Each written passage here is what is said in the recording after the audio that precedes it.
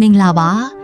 တမန်ကျမ်းစာလူကာခရစ်ဝင်ဆက်ခွန်34-39မှာသခင်ယေရှုကနောက်ဆုံးသောကာလမှာဖြစ်ပျက်မဲ့ထူးဆန်းပြီးကြောက်မက်ဖွယ်ကောင်းတဲ့ခွဲခွာခြင်းအကြောင်းကိုသတိပေးထားပါတယ်။အဲ့ဒီအချိန်မှာဘာတွေဖြစ်လာမလဲ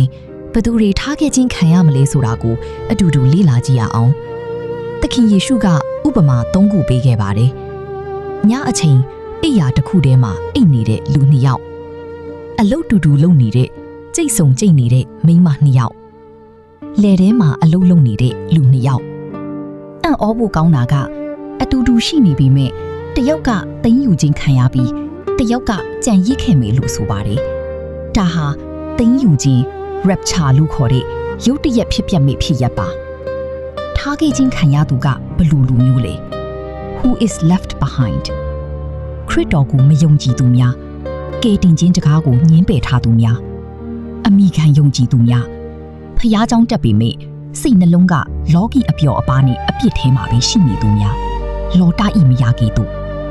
အသိမဖြစ်သူများဝိညာဉ်ရေးရာထက်လောကီစည်းစိမ်ကိုပဲရှေ့တန်းတည်နေသူများထားခဲ့ခြင်းခံရသူတွေဟာ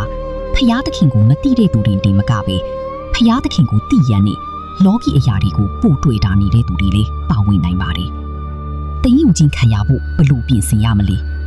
How to be ready ယုံကြည်ခြင်းသခင်ယေရှုကိုမိမိရဲ့ကယ်တင်ရှင်အမိအမှန်တကယ်လက်ခံပါ။နောင်တ